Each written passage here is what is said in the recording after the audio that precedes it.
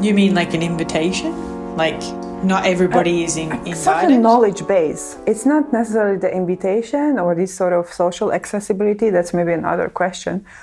But how you approach art. And sometimes I go to exhibitions and I experience a sense of enchantment that I feel like this could be so easy to transmit. You know, okay, this I'm like drifting because now you open the can of worms for me. But I feel it's rather rare, perhaps also because we are professionals, to go into an exhibition and experience it in its like full enchantment and like give yourself up to it. Yeah. Because I immediately start thinking about the politics of the institution, the artists, the previous exhibition trajectory, and seeing things in that relation, blah blah blah. Yeah. And it's so hard to just go to see a show and like, wow, this is so great. And then when that happens, or when I experience a way that oh, this is a show I could bring my neighbor or my friend who is not in the art world at all, or who never goes to exhibition, and I could still make them excited about it very easily. Maybe that's rather rare.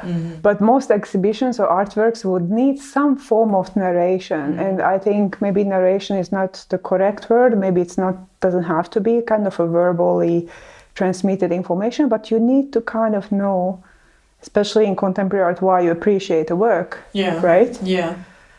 And there is a certain extent, like, I'm getting myself in such a complicated situation right now. But you know what I mean? Yeah, I think I know what you mean. I'm just thinking about the last exhibition that I felt, what was the word that you used? I used enchantment. Yeah, enchantment. And I would say, like, and also it's kind of surprising, but like for me, that I went and saw the Joni Mitchell Claude Monet exhibition at the Louis Vuitton Foundation in Paris. And I think it was the first exhibition I had seen like properly during the pandemic. And it was totally amazing. Like, I think I cried, actually. And I was totally surprised that I would be so taken, first of all, by painting. Like, I've never really understood. I've always felt really intimidated by painting. Yeah. Like, how can I possibly like understand the entire history of painting in order to understand the painting that I'm looking at right now? But like, there was something about being surrounded by such, I don't know if it was proximity and scale, but the work, I was surrounded by many incredible paintings that I didn't even know I was going to see. Yeah. And it just was going, and there's so many of them, like on and on and on. I'm like, this place has a lot of money. But at the same time, I was like, this place has a lot of money and I can see this work. And I was just like, what the fuck? Yeah. I've never seen like a water lily painted in this way. And I thought I didn't care about water lilies by Monet. Like, I do. Turns out I really care. Like, I love that they almost come out of the painting. I didn't know that. Like, one might say, well, why didn't you know that? It's because I didn't look. Yeah. I was like, should I care that this exhibition is like made because this organization, this multinational corporation has a lot of money, or should I just enjoy myself? I was like, I'm going to enjoy myself. But that's maybe also because the work allowed for that. Maybe sometimes I feel like, I don't know, maybe like, that those voices of like politics of institutions, etc., become stronger, or perhaps that's because the work is maybe not strong enough to mute them. And in this case, like, you looked at these paintings and they were like, wow. Like, I can't. And then it's kind of like the secondary thinking about. Yeah, well, I mean, I didn't. It was only after I left that I was like, wow, like, why is it that this was so impactful? And I was like, well, it's because there are so many of the paintings by both artists in one place, and they're sizable paintings. And it's not just like one Monet painting at the MoMA, which is where I think this most famous one is known. Also, I was thinking like this painting by Monet is what also changed like the museum's idea of the audience body. Yeah. From what I recall, like Yeah, I have to put a disclaimer. Yeah. I did not mean that good art can mute institutional mischief or bullshit, okay. you know.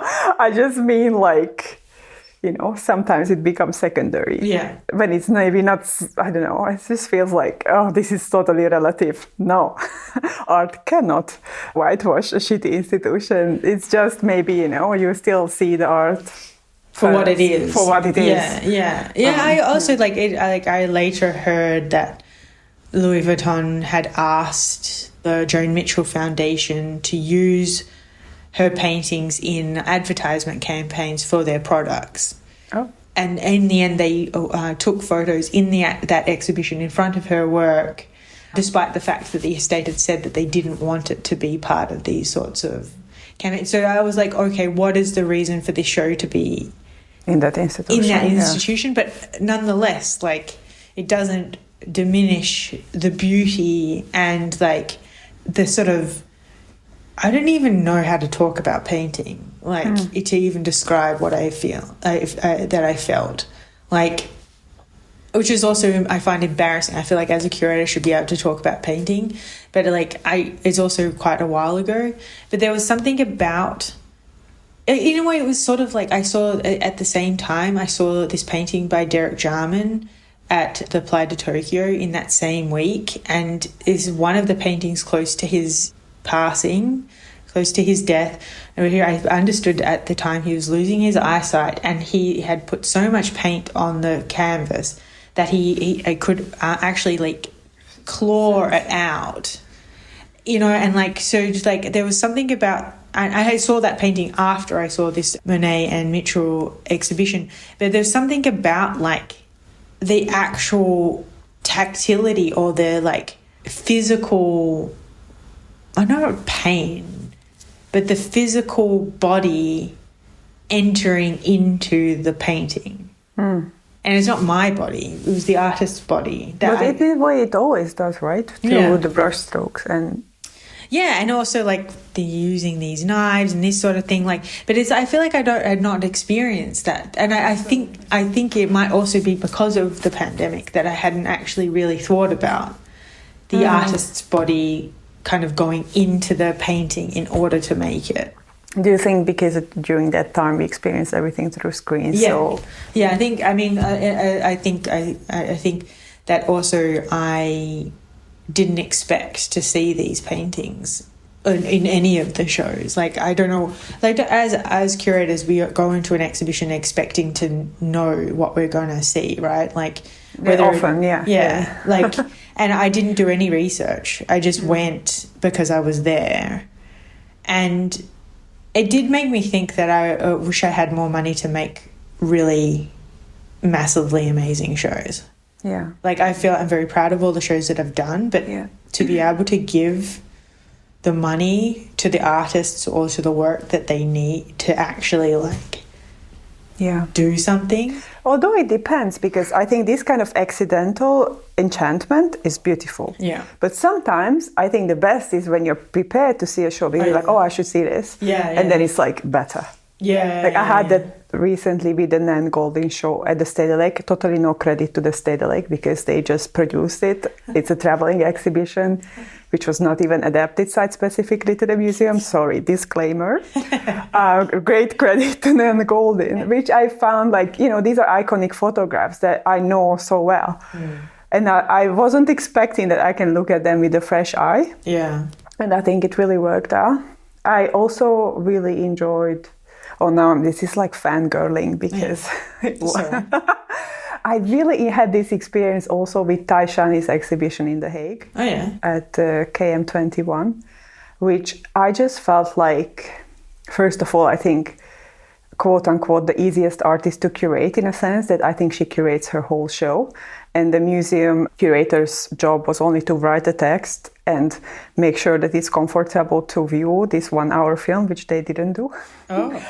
You know, the text of that show was really just not it. And, you know, watching a 1 hour film on a really uncomfortable wooden bench is really a pain in the ass. So I ended up lying on the floor, which it doesn't matter. But this is just to say, like, that was the only job of the curator because I feel like she took care of any other details. Oh yeah. And in such a precise way that usually like this sort of like manic precision is not my thing, but I loved it so much because it still had the playfulness, and I could totally understand her thinking in that show, starting from the wall colors to the kind of trajectory, how I entered the space, and the kind of the way information, let's call it information, kind of, I accessed the work.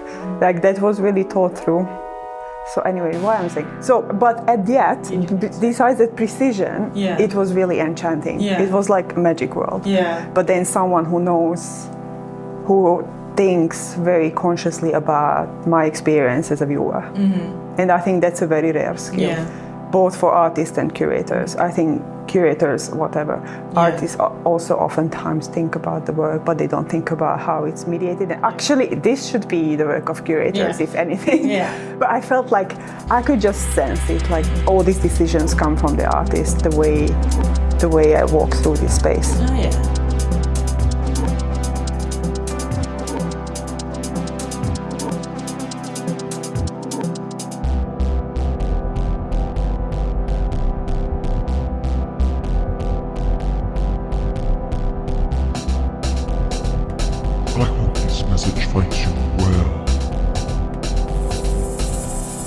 Hello everyone, we are excited to be back with the third season of I Hope This Message Finds You Well, a podcast on curating, where I, Chris Dittel, and my friend and colleague Eloise Sweetman talk to curators about their approach to curating, how they began, and what they love about the profession.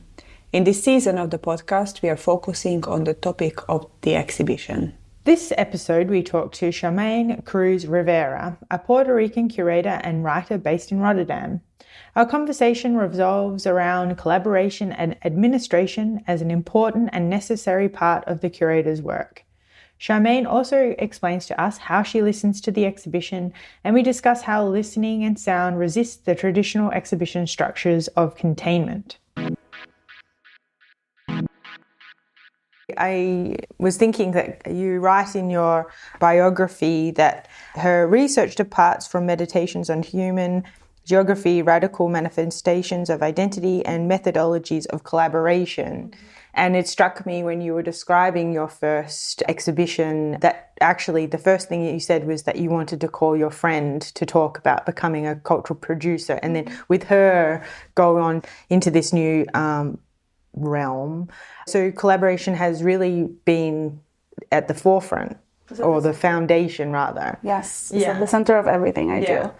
I really don't like working by myself. I love the process of conceptualizing something with somebody and being able to bounce ideas from back and forth with the person I'm collaborating with, and find myself comfortable in that relationship. That's like a true pleasure. Yeah. And what I've been able to do through this work is create community, create friendships, create people that I'm feel very comfortable with, very, we see each other eye to eye, and there is a sense of, we share a view of the world, right? We come from even if we don't come from the same background, we come together because of circumstances, because of, the desires that we have as humans, or, the sort of ideas or ideals that we have about art and about the world. And that's what fuels my desire to continue to be in this field, right? Finding those people that I really connect with. And I think collaboration's always been at the center of the work that I do. I mean, I'm a curator, but I usually become really embedded in the work.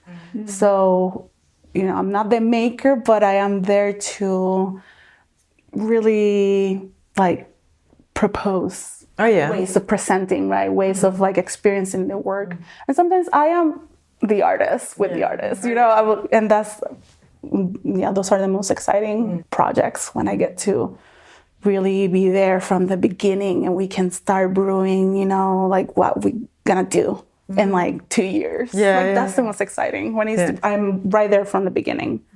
Can you tell us about one of these projects? Yes. I mean, I've done performances with a former friend of mine, Nia Pastrana Santiago. We went on a residency together, and she does our experimental dance. So we went to this residency in Wisconsin called Acre. I'm actually going back. Oh, cool. This year. Oh, yeah, cool. And we were there for a few weeks, and we just moved. We did a lot of exercises together, a lot of movement work. And after that, we presented what we came up with. Oh, wow. And I love performance. I love dance. Contemporary dance is a big part of my work, of what I go out to see. So that was something that I did a few years ago. And now I've been collaborating with Daniel Giles, my partner, who had this idea of looking at the Baker House. And I was also thinking a lot about architecture and modernism. And he said, why don't we work on this project together? Can you tell us a bit more about this Baker House? Yeah. Just briefly. So it gives a little context. For sure. So the Baker House was designed by Adolf Loos in 1927. And he designed it for Josephine Baker, legendary entertainer from the US, who moved to Paris and became this radical performer who really revolutionized Paris at that time with her skills, her entertaining skills. And she was an actress, singer, dancer, a civil rights activist. But she was also the muse of a lot of modernist artists. And Adolf Loos was one of them. He created this house, but she never asked for it. Oh, there wow. was no record that she ever wanted this house. I didn't know that. Yeah. And this house was never made, of course, because she never wanted it. Yeah. At least there's no proof that she did. I think they met each other, but there wasn't a relationship there. But she was used by a lot of other artists and architects as, the muse. Le Corbusier did that. Alexander Calder did that. So we wanted to kind of look at that period in time, the height of modernism, and also think about all these changes that were happening in the attitudes towards sex, gender, race, the aesthetics. This is a huge moment of change, a seismic change, really, in the arts.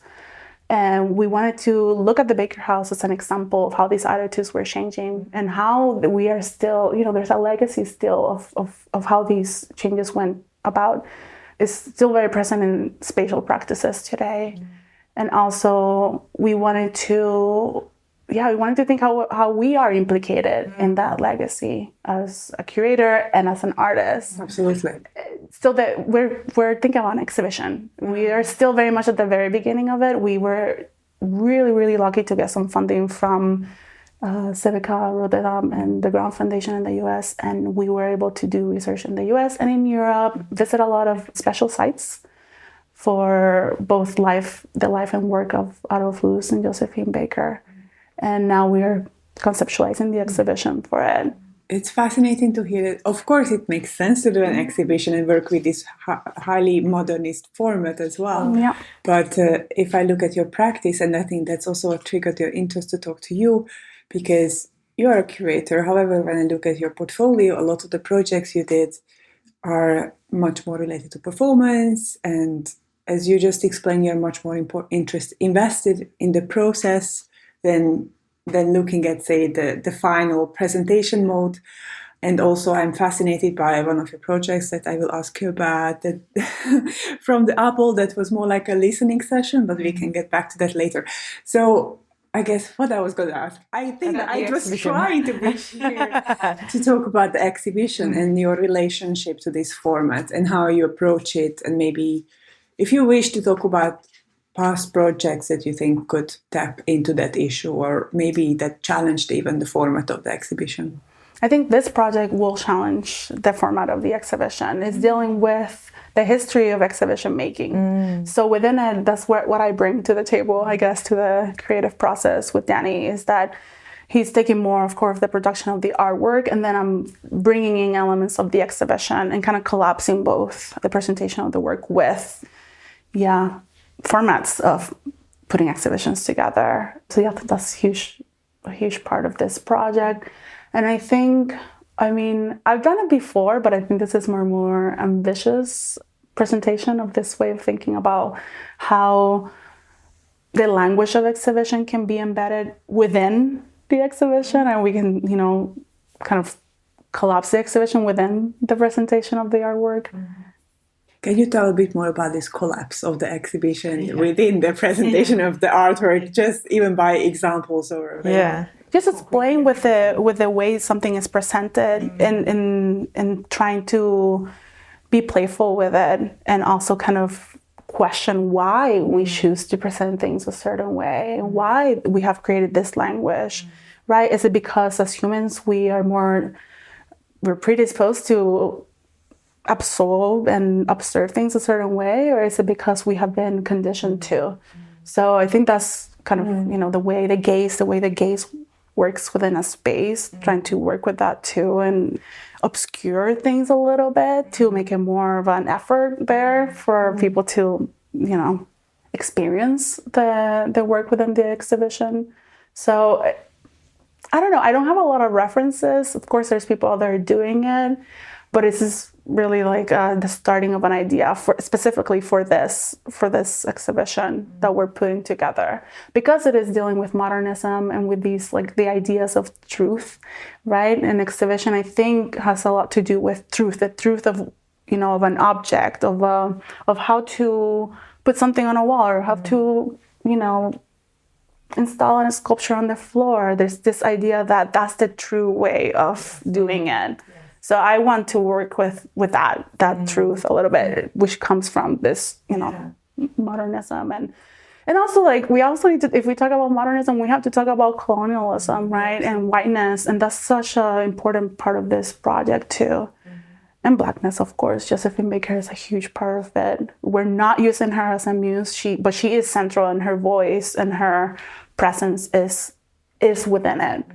But we're not trying to make work about Josephine Baker. She really is just the voice behind it all, like the guiding person. She is a huge inspiration for me, and we went to visit her house the summer of 2022. And I just learned so much about her character and the person that she was, independent from being a public person. And her perseverance, her activism is super inspiring. And yeah, I feel really motivated to bring this project. And also out of Luz, you know, a lot of pitfalls there. Yes, absolutely. And he's central still to the architecture curriculum, you know, in academia, which we can question. But at the same time, I think Adolf Luz plays a central role too here, in that he's like our mascot in a way in the show. He's like this figure that kind of morphs and comes in and out of the project to kind of expose the insidiousness within modernism of, well, white supremacy and colonialism within it. I can go on and on, but... Absolutely. Like, I'm sure he can be a very good mascot in showing this kind of modernist desire to see the world in particular way. Yeah, he's our muse in a way, right? He's the person. He's the one that we're morphing and we're playing with, and for a change. You mentioned earlier this language of the exhibitions, how we have this truth of how certain things should be installed, and it reminded me oftentimes we use this language when we go to see a show and like, this works, this doesn't work. And we tend to agree on what works and what doesn't work. But when you have to articulate that, it also becomes this sort of like, what is it that it actually makes it work? But you also like work with sound, you work with performance, you work also long-term with artists. Like, what is about these particular mediums and these kinds of relationships that attracts you to this? They are formative to my experience as a curator. So I can tell you maybe a little bit about my first experience when I experienced art for the first time, and I was like really taken by it. I was in high school. Like I said, I didn't come from a family that value art that much. I mean, they didn't really, it wasn't part of our life. But I had to do a project, I don't remember for what class, about an exhibition or a concert, I don't remember. But my dad took me to the Conservatory of Music in San Juan. We didn't live close by, you know, it was a whole thing. I remember going with my dad so I could do my paper and sitting there and thinking, this is the most glorious thing I've ever present. I felt so connected to the music. And I remember leaving and telling my dad, we have to come every weekend. We have to. And him saying, yeah, we will. We never did. I mean, it was not close. And it was just, you know, my dad wasn't that interested. You know, that's fine. But, and he was, you know, in the moment he was supportive, at least saying that, yeah, we'll come back. But music is just like, that was the first experience. That was the moment of ignition for me. So it's become central to my practice and to my appreciation of art. And when I continued to learn more about art, I found that sound art was like really interesting. And I have a lot of musician friends, artists who were interested in using sound in their work. And I remember going to grad school and being like, oh yeah, I'm gonna go into the for-profit sector of the art world, and then being like, no. Yeah. And then I was like, I like sound art. I'm gonna write about curating sound art, and that was my thesis. My thesis was on curating sound art and like the spatial questions that we all have when, you know, dealing with sound within space. Is not the easiest way to. It's not the easiest medium to deal with. It really isn't, because of like also you depend so much on the equipment. Yeah. And here you really run against the white cubes architecture too. Yes. But I just wanted to make a comment because Sharon and I worked together recently, and one thing I really struck me is that like you really listen. I know that sounds really stupid because like you're working with sound. In this case, we're working with sound, but like you really listen. And I realized that as a curator, I don't listen in the same way that you do. Like I can literally see you, like your ear sort of moves up, and it's just like, I don't know. It was also really fascinating to see how you're actually, like you were listening with your entire body. And I found that really kind of cool. Like it was cool to see that a way of somebody working in a medium that I thought I worked in a little bit, but that actually really cared. I mean, not to say I don't care about sound, but more to say that I realized that there was so much more for me to learn. And maybe could you talk a little bit about your process of listening? How do you curate sound? How do you teach yourself to listen in a particular way? Because I realize that, yeah, you can teach me something here. Yeah, I feel like, through experience. Yeah. I've just been going to concerts and live music events since forever. From, you know, going through a lot of punk shows because my friends like punk music, not me so much, but I went to a lot of them. I'm not kidding. To, you know, going to everything that was happening in, you know, in the city. Chicago is like I lived in Chicago for 8 years. It's a huge city for music. It's like where you go to listen to experimental jazz and experimental music. I worked for Lampo, a nonprofit in Chicago that brings artists from all over the world to play, experimental musicians. And that was also formative. So just going through a lot and learning, you know, letting your ear really like take you there, like letting that sense kind of take over and kind of letting go of the eyes and letting go of everything else, right? Just like prioritizing that sense is important. And also figuring out what you like and what you don't like when it comes to music. Yeah. So yeah, that's a difficult question. I think it's part of my education, really. Yeah. And I really fed that attraction that I had to music. Do you feel like that the step from music to sound art was a natural step, or like what kind of sound work attracted? Like, what do you like? Well, yes, it started through classical music, but then very quickly, when I started to meet people within the field, like young musicians, all of them were interested in like experimental music. And they were, composing and playing in each other's concerts. So it became just part of it, right? And I was like, oh, wait, I come from visual arts, but there is something here. We are, attached to each other. There's like the aesthetics are similar. The experimentation, the creativity behind the experimentation is so similar. So that's when I started putting, one and one together for me. And I think experimental jazz is huge. So like the Art Ensemble of Chicago was one of the first groups that I was really into. Sun Ra, these like Pauline Oliveros, all these really like famous experimental musicians. Max Newhouse is like did a lot of sound installations. He was huge for me. And now, I'm still a super fan of all of them, but artists like Colleen Malone, Sarah Davici, Raven, Chacon, all these artists are now really expanding the form. And yeah, I'm still a super fan. Yeah, sounds like it. It's nice. I like the way you talk, but also what I could write about sound as vibration and energy that is really taking the focus away from the ears or this sort of like, one directional absorption, but rather as a kind of, activation or feeling like what it does and how it works in the body.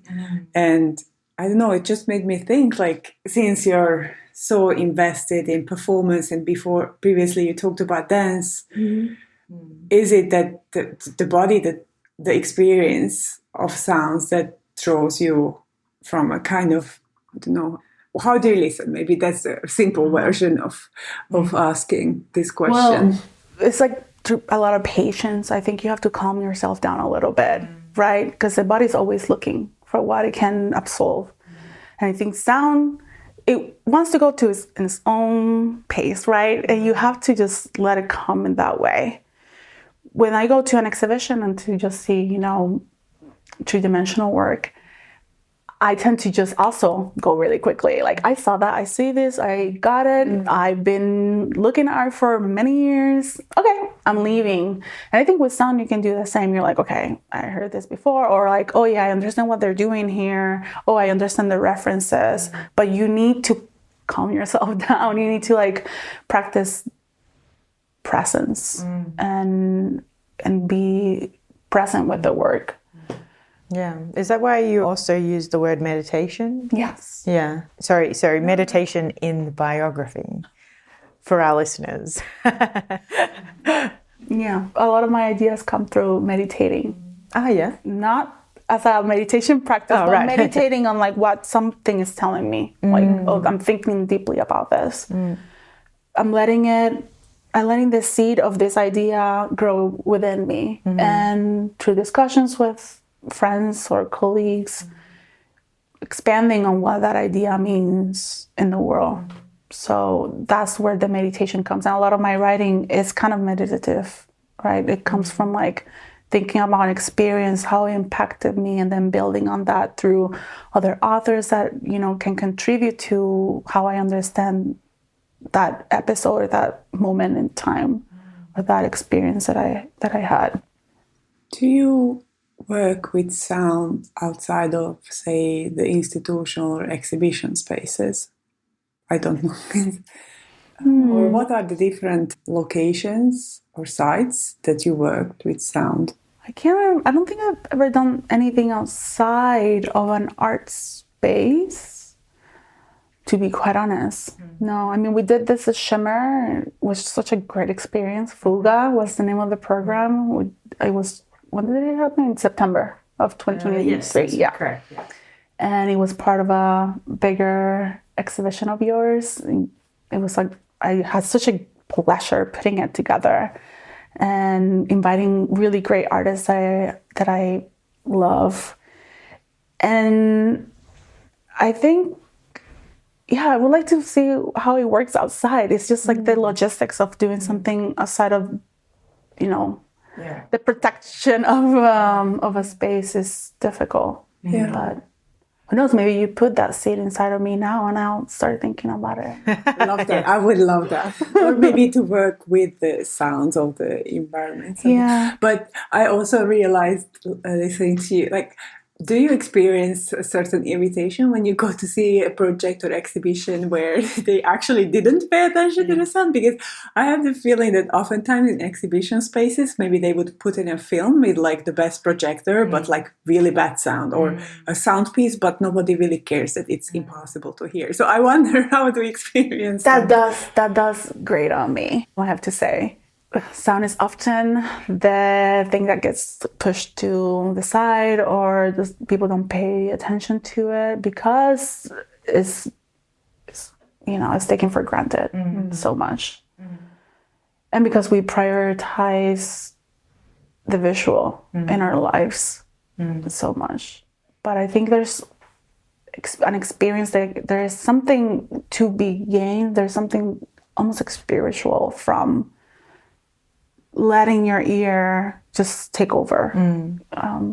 What do you think about the exhibition and these, like, thinking about dance and performance and music? Because, like, actually, in some ways, we could say that these forms are actually leaving the exhibition quite often. Like, for your listening session at Shimmer, the sound went through the entire building. It was not confined to, I mean, Shimmer is a tiny space and the speakers were pretty good.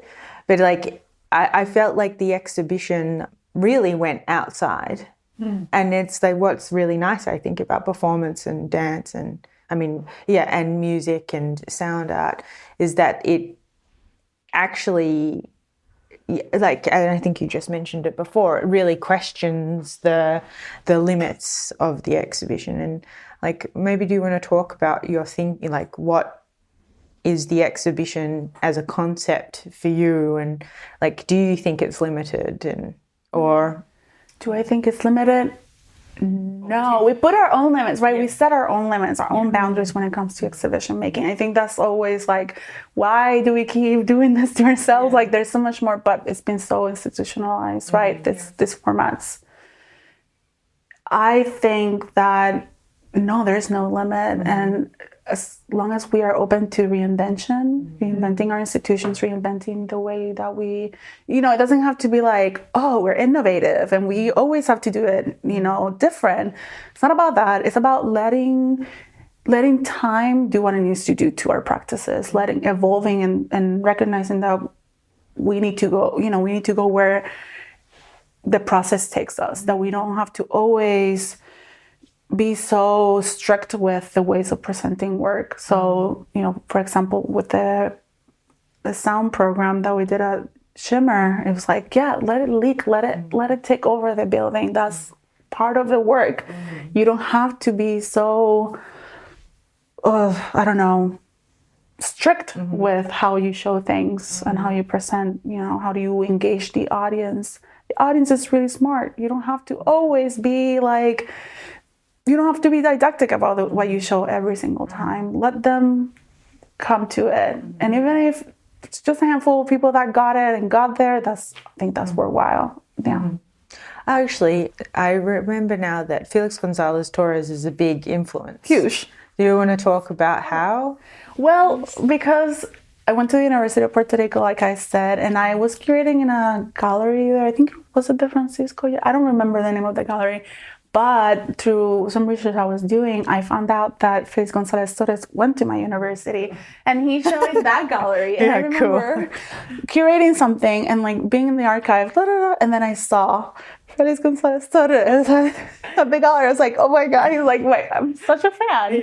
And just feeling really connected to him and also to his poetics. And also like how he was able to use poetics to convey something political. Yeah, I thought he's an extraordinary artist, a huge influence of mine. I so share that love, because I feel like every time I discover a new work by Felix Gonzalez Torres, I'm like, oh my God, this doesn't stop being just good and relevant. Yeah. Yeah. I was thinking about your comments earlier about the exhibition and collaboration as a way of like making a community or finding a sense of belonging with people, but also with material or sound or gesture.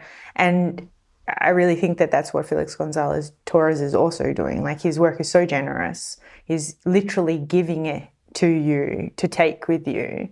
And then, like, for me, like, it's such a great example of what the exhibition can do.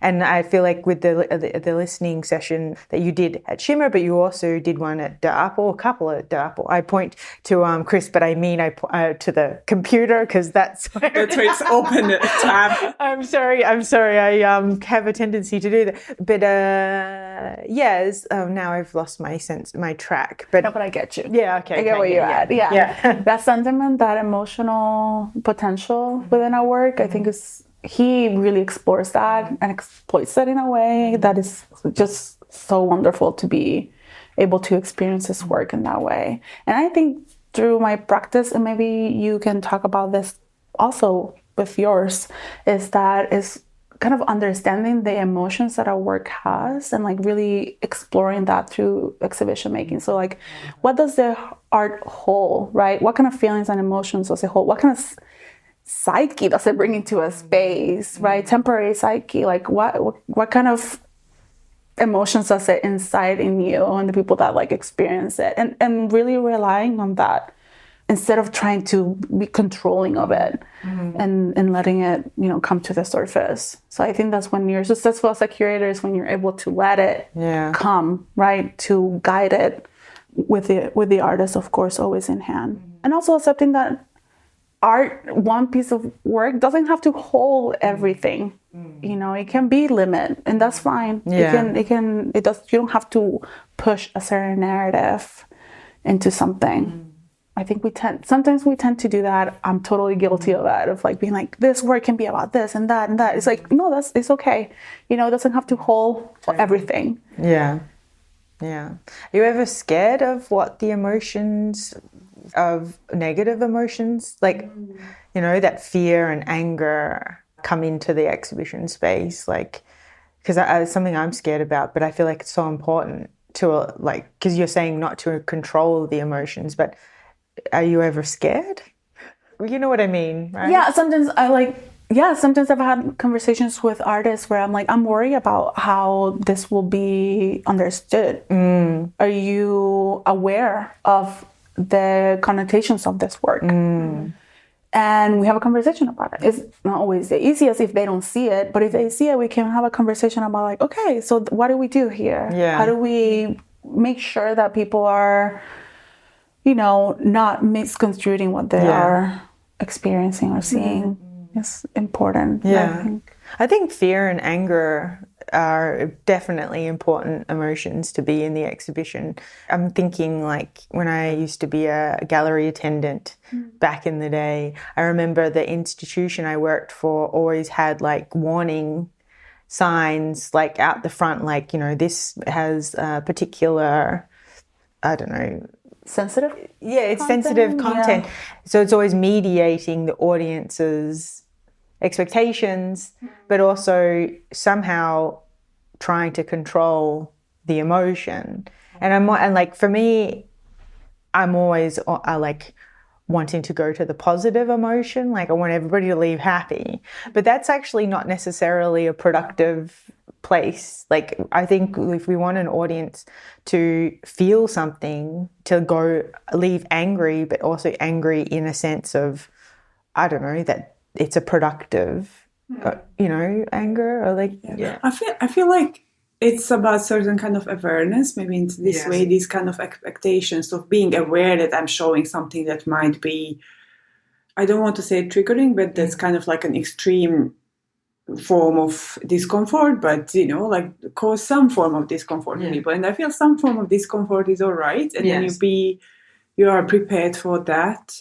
and you can mediate. I feel like, and with trigger warnings, I think it's a kind of different because if this is a work that can cause serious trauma to some or like trigger someone's trauma, then okay, like sure. But sometimes I feel like it's okay not to have good feelings in the exhibition. I often have bad feelings in exhibitions, but I suppose they're good feelings. I agree. Right? Yes. I feel like that's where you get to know yourself the most, when you have a very adverse reaction to something, or you're just like, wow, I really didn't vibe with that, or actually that made me so upset seeing that. Why did it make me so upset? How do I connect to the work through this rage or this anger? It's important as well. Yeah, I think with art, you have to let it push the limits. You can't box it. And as curators, we gotta understand that that's part of an artist, not for every artist, but for a lot of artists, part of their practice is to push the limits, being in the form that it takes or in the content. And it's part of it. Yeah, totally. I do love talking about emotions in the exhibition because this, what we talked about, is mostly like the kind of reflections on how an audience member or someone encounters an artwork, experiences it, and how us as curators can kind of maybe mediate it or anticipate that as much as we can. I don't know where I'm going. I don't have a question. I'm just like, let's talk more about it. No, I also have lots of questions stuff I want to say about emotion in the exhibition, but I feel like maybe we should ask some more questions about the exhibition. I was thinking, like, what do we take for granted? Do you think that there's something in the exhibition that we take for granted as curators? As curators? Well, I suppose as audiences maybe too. Also, Yeah. I think the community aspect of it. Oh yeah, right, for sure. Building community can be such a big part of exhibition making. Yes, and what you can accomplish through that is like those deep relationships with the people that you're working with. That's always the most satisfying for me. The opening of the exhibition will always be a total, like, I'm always so stressed. And I leave completely dissatisfied, even if everyone did an amazing job. And I feel like, wow, we did it. It's just because there's so much weight put on that, but that's never where I gain satisfaction from. It's always through the process and the relationships. So that's for me what I think most people take for granted. They make it transactional and they make it like, oh yeah, this is what we need and these are the deadlines and let's do it. But they don't take care of making sure that everyone feels listened to and that you're building strong connections with the people that you're working with. But also through the exhibition period too, do you Absolutely. mean? As well. That's fascinating how often in the art world you can see this, like community here, community there. And then like, what is that? What do you mean by that? Yeah, I'm pretty skeptical about that, right? Forcing community is something that I think is so unsuccessful in so many exhibitions that want to create that, push a community into the space and make sure that everyone feels like comfortable in the space or feel like, but it needs to be natural. You can't force it. And it takes a lot of care, not care in the sense of like we care for each other. It's like it's the effort that you put there, the thoughtfulness that you put there with the people that you're working with the audience, how you approach people. That's how you build community, not necessarily by forcing everyone to sit on a table and be like, okay, we're going to do this and we're going to discuss this and what's your experience with this? Or, sometimes that can be successful, but more often than not, people feel like, pinhole or feel like tokenized or, this community is just a natural thing that happens because you put an effort and you put intention into it, not because you want to be performative about it. I remember taking a class in grad school and a professor was talking about community and community building in the arts, and it was more through the lens of policy. And she said something like, well, what is community anyway? Does community even exist? And I'm like, if you say that, you have never experienced it. It's such a wonderful gift to be part of something, of a space where people really care about each other. And yeah, that's just something that you can't replicate. I wanted to respond to that about how I feel institutions or curators oftentimes take this position of knowing what people need and kind of trying to formulate communities from that sort of presupposed need rather than just listening. And I wanted to kind of really turn back to the notion of listening, because it's one, there is this other way of thinking about listening when it's more about kind of tapping into the world around you. It's just like with the art, don't push the narrative. Let the narrative be what it needs to be. And yeah, you don't always have to create community around an exhibition or around a concept. That's fine. Yeah, to me, it's like what happens behind the exhibition is so important. It's as important as the exhibition. The experience that everyone had, putting that together, right? And this is as important as the end result itself. So don't push narrative into a work that only can withstand so much. And also don't do it with the audience with the people that you're bringing in. Like, they don't need to hold the exhibition. They don't have to prop it up. Like, yeah, I see it so much, like you're saying, this like forcing of bringing people together and trying to create a narrative around the exhibition, and then the objects get lost, or the work gets lost, or then what the artist is trying to say gets lost because it gets kind of convoluted or like, over simplified by the programming or, the kind of accompanying dialogue. So yeah, don't demystify the work so much. That's my take as well. But I was thinking, like, as freelance curators, it's often hard to know what the community Absolutely dynamic is, and then also like having the pressure of trying to like mediate between like the community of work and then the audience community and then the temporary community. Like, how, like, on the other hand, if you're also working in a regular exhibition job, what do you call that? Institutional curating? I don't know. But like making exhibitions more regularly in one place, there's also a different relationship with the audience. And like, how do you deal with that? Like, that's my eternal question. I think in my practice, I get that question sometimes. And I would say it's really hard to understand the audience of an institution where you're only working with them temporarily. You're not even going to work there all the time, right? You're just a guest. Yes. And I miss that in the work that I do. But it's the nature also of like how I am employed. Yeah. So yeah, that aspect does get sometimes lost for me, as much as I try to get information from the people working in the institution and going to the space and noticing who attends. It's very difficult when you're just like coming and out. Yeah. Right? Yeah. And then that's it. Yeah. Going to the next job. I don't know, with Shimmer, I think you probably have you've been working there.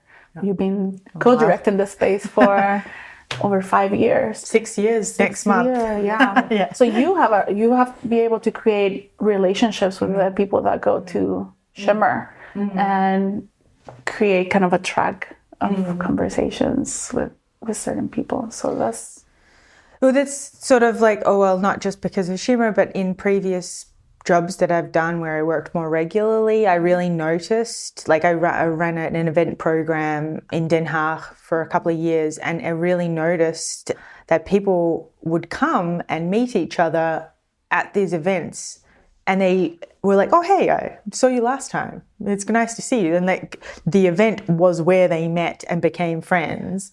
Some people got together, and I could really track this growing community. And I have to say, it's a real point of pride that people come to your event to meet each other, and they don't see each other anywhere else. Like, well, why? You could, I find that as also freelance curating, something that I miss, like you say, that like I can't see the relationships that not that I am expecting like long-term relationships to happen like this example I just give you, but there is something satisfying about being the one to bring the people together for an extended period of time. But one thing I do find as a freelance curator that helps that is working with artists more often. And I wondered if that is something that you also, because I feel like you work with some artists for quite some time. Yeah. And I wondered if that was a way of like keeping the community around your practice. Yeah, that can be it. Yeah. I haven't thought about it that way, but it's true. You know, you see the same people show up at the events that you do with this artist because they also have their own followers. Yeah. And, you know, that's when it overlaps with the people that you know, that follow your work or, you know, friends who are supportive of your work. And that's like where those communities kind of overlap. I would say, I did work at a nonprofit in Chicago, the Green Lantern Press, and it was wonderful to be the host, to be the person who's like, it's so great that you're here again, and like, let's follow up, like catching up and being able to talk about the work and feel familiar and comfortable with this audience member. Yeah, for sure. I miss that. I mean, it's been a long time since I was in that position. It is part of the work. It's always also hard to, be a freelance curator, get invited to an institution and said, and we want you to engage with the audience. And I'm like, okay, here we go. I think perhaps this is also a way, and I think it speaks to both of you, for Eloise, for you as someone who in Shimmer hosts maybe other freelance curators or artists, in a sense that you have to be open, like aware of this and sharing that. Because in the past, when it kind of worked out, it was because I worked with institutions where the director or my colleagues who I worked with were able to share that like very clearly, like these are the people who come, like, these sort of things work, and who had a very good awareness about their audience. And it doesn't mean that you cannot experiment, but I think it also comes from that, when you're just like thrown in and like, we want you to engage with people and we want you to bring in new people. Bring all your followers. I'm like, okay. Yes. It's a big ask, but you do your best with all these things. You know, you try to be as honest as you can also about the work and what you can do. Totally. You can accomplish. Thank you for listening, and we will be back with another episode in 2 weeks. If you have feedback, we'd love to receive your email at ihopethismessagefindsyouwell@gmail.com. You can also follow us on Instagram at ihopethismessage and find us on SoundCloud under the same handle. The jingle was made by artist Natalia Sorzano, sound engineering was done by Nick Thomas, and the graphic designer is Christoph Clarais. And by the way, if you don't know yet, we have launched our first I Hope This Message Finds You Well t-shirt based on Christoph Clarais' design, and you can purchase it via Everpress, linked in the show notes.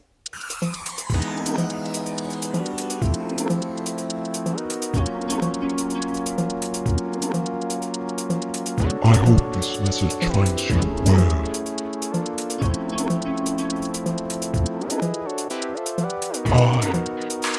I hope this message finds you well.